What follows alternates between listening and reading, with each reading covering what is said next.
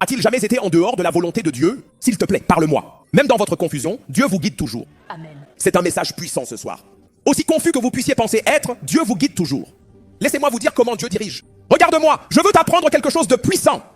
Si le désir de Dieu est que vous alliez par ici et que vous franchissiez une porte, s'il vous plaît, regardez-moi.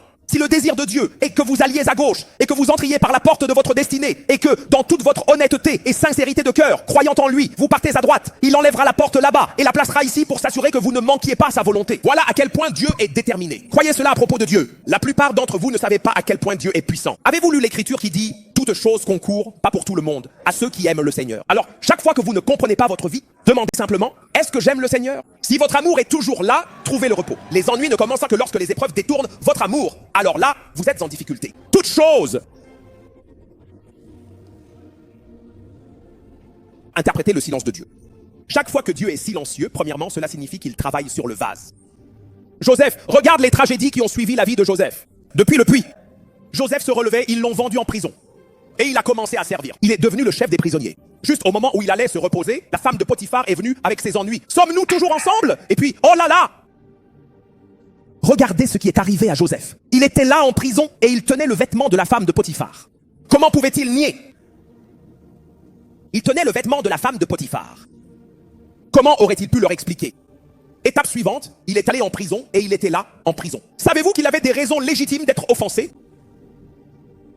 Comment diable en est-on arrivé là? Simplement à cause du rêve. Dieu est que ça ne vaut pas la peine. S'il vous plaît, portez-le et donnez-le à quelqu'un. C'est ce que quelqu'un veut faire. Pour dire, Seigneur, je suis fatigué. Méfiez-vous lorsque Dieu vous apparaît et vous dit, vous êtes hautement favorisé. Parce que parfois, ce qui suit cette déclaration est source de controverse. Lisez votre Bible. Il a dit, tu es hautement favorisé. Tu pensais qu'immédiatement après cela, tu verrais des gens se rassembler avec des cadeaux et dire, Marie, tu veux dire que Dieu t'est apparu? La faveur de Dieu peut être très controversée et c'est justement parce que c'est une faveur.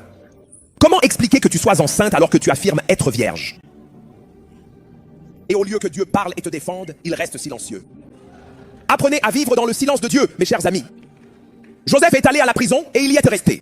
Même dans sa confusion et sa douleur, il était dans la volonté de Dieu. Et un jour, regardez ça, il a vu deux personnes et il a interprété leur rêve et il a dit, s'il te plaît, quand tu iras voir Pharaon, il n'a pas dit, dites-lui de me faire roi. Il dit, tout ce que je veux, c'est sortir d'ici. Dites à Pharaon que je suis innocent. Et l'homme est arrivé là. Devinez ce qui s'est passé? Il l'a oublié.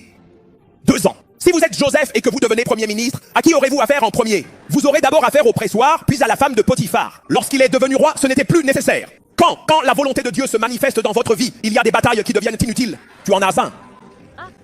Est-ce que tu apprends ça maintenant? Donc après 2 années passées,